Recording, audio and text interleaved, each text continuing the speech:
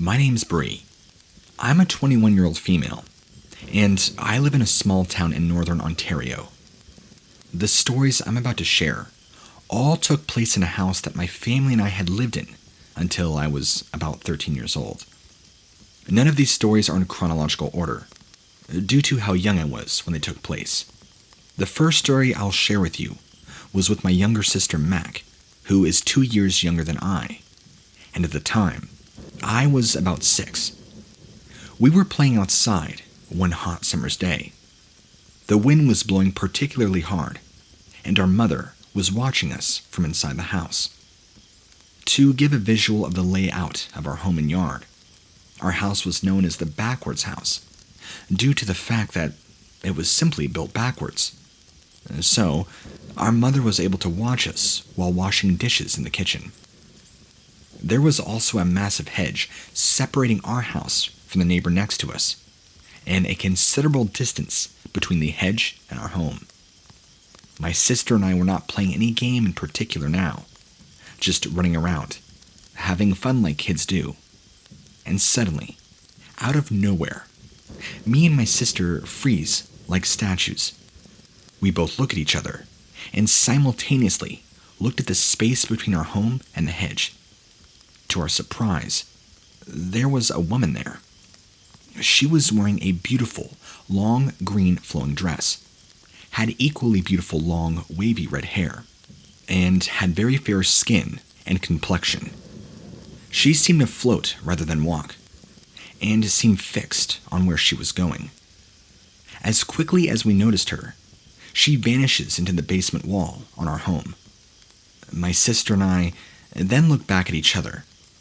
I didn't want to say anything to her at first, because my sister was known to copy me. I didn't want her to say she saw something, just because I had. After a few seconds of silence, though, my sister, with tears in her eyes, said, "Did you see that?" And all I could muster out was, "Uh-huh." We then ran to our mom, sobbing that some lady had just floated into our home. My mom, not wanting to scare us, said, "Maybe it's your guardian angel, stopping just to make sure you're okay." That did seem to ease our nerves, and we were soon back to playing around. As I got older, the experiences in the home seemed to become more sinister. My bedroom had been moved into the basement, and I remember regularly seeing a dark shadow crouched in the corner of the bedroom at night. I had nightmares every other night, and a constant feeling of being watched all throughout the house. My mother would later admit to me that once we had moved out, that she was afraid to even walk around the house at nighttime, in fear of something being around the corner. Another story that I remember vividly involves my brother, who is 7 years younger than me. My brother Gio at the time was about 2. We were sleeping together. It was very late at night, and for some reason, I could not fall asleep. To this day, I don't know if he woke up or said this in his sleep, but out of nowhere he says, Bree, do you see it?" "See what?" "The eyes." "What eyes?" I asked, to which he points behind the door. Obviously, at this point, I'm literally pooping bricks. I tried getting him to repeat what he said, but there's no reply. I quickly picked him up, brought him to the living room with me, where we both slept on the couch. You know, I have many other stories about this house, but I'll end it on this one. I remember somehow I had built up the courage to finally play downstairs by myself. I had my littlest pet shops in my toy room that attaches to the laundry room, and also my dad's workshop. I had set up all my little buildings in a circle and made a little pretend toy town. I was sitting right in the middle of it. And at this point, this happens to me. I was sitting, facing the houses that were lined up against the wall, in kind of a loose circle. The light in the room I was playing in was placed above and behind me. So, if somebody walks in that room, a shadow would be cast on the wall I was facing. So, as I was playing, I had this overwhelming urge to look up. When I did, I witnessed a shadow move from the right to the left of me, heading out the door into the rec room. My first thought was, well, maybe my dad was in his workshop, and I didn't know. So I look up and out the door, and there's no one. I look back down at my toys and realize that my dad's a bigger guy, and I would have heard him walk. And I definitely would have seen him in the time I saw the shadow to looking out the door. Needless to say, I book it up their stairs, get out of the basement. Long story short, but I'm happy we moved into the house we're in now, and out of that.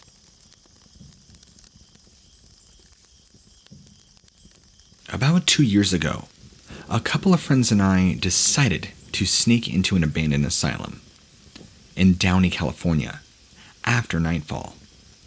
We noticed a security guard doing his final rounds and waited for him to leave the premise.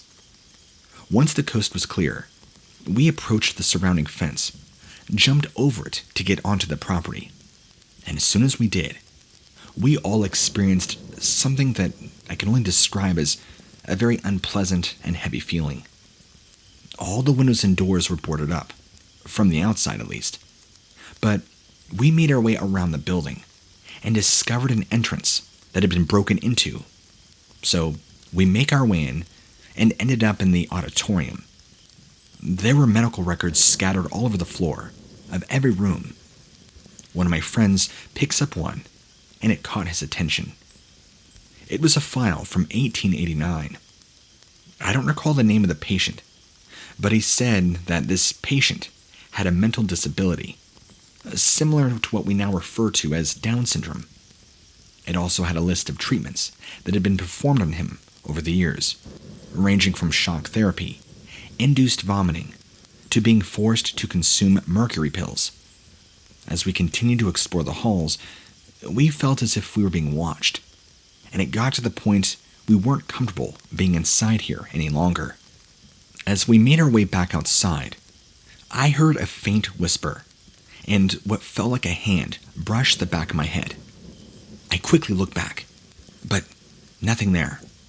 So we ran out of there as fast as we could, jumping the fence, making our way back to the car. Thought nothing of it. We were honestly just relieved to be out of that thing. The following night is when things really took a turn for the worst. I went to bed right around 9 p.m., woke up right around 12:25 in the morning, to the feeling of somebody tugging on my leg. I have a tendency of falling asleep with the TV on, so when my dad gets home from work around midnight, he does his usual routine check to make sure my TV is off.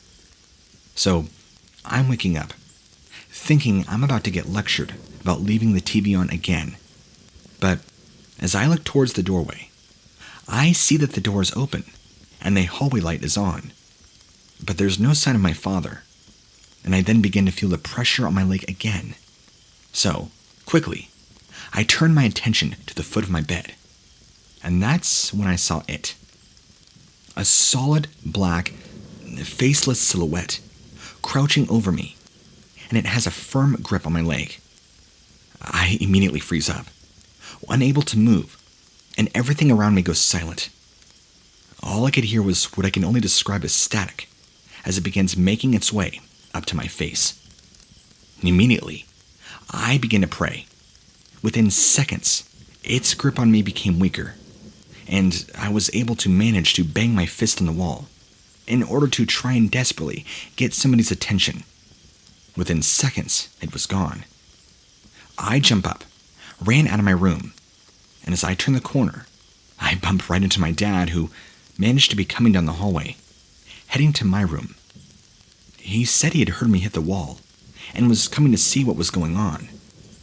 I explained everything to him the best I could, and of course he ruled it off as a bad case of sleep paralysis. But I know for certain that was not the case. I've had sleep paralysis many times before, and this experience was nothing like it was when I was fully awake and that attack took place.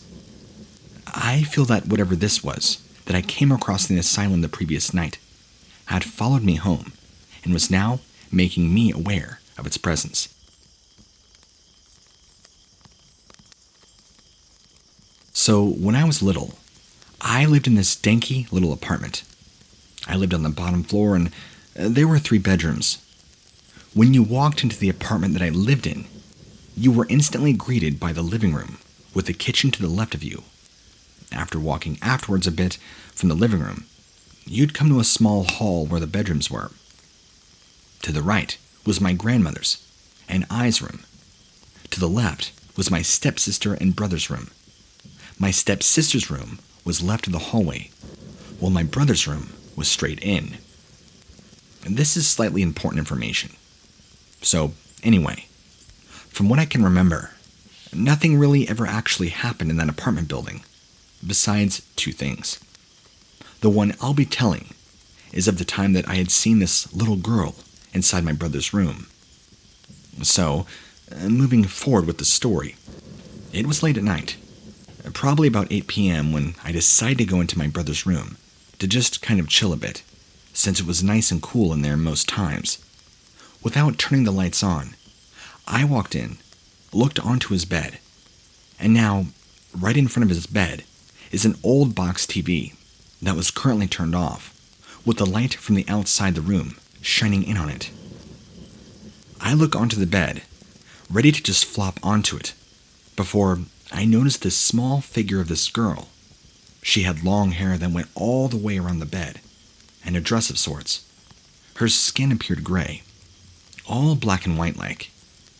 At this moment, I was frozen as I stared at her, too terrified to move.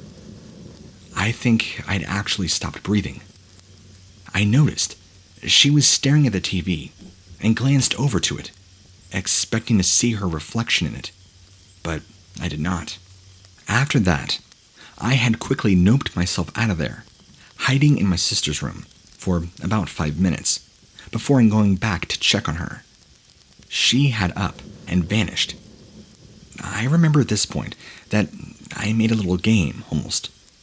I'd walk into my sister's room, then check my brother's room. Each time she'd either appear or disappear. Now, this went on for a while, and it was actually pretty fun. Though soon I got the idea to try and talk to her, so I mumble a hello? Of course, I get no response. After that, I just kind of leave. Not sure how to interact with her anymore, but also feeling extremely happy. Like I had just made some random ghost girl's night by simply playing what a basically peekaboo with her. I still smile at the thought of that, thinking I had accidentally made a ghost girl's night by just going in and out of 2 rooms for about 20 minutes. Though, sometimes I worry if she's ever lonely. I wish I could check up on her, but it's not as crazy as you think. Even if it is to go check up on an old friend that I'd accidentally made years ago. Whatever.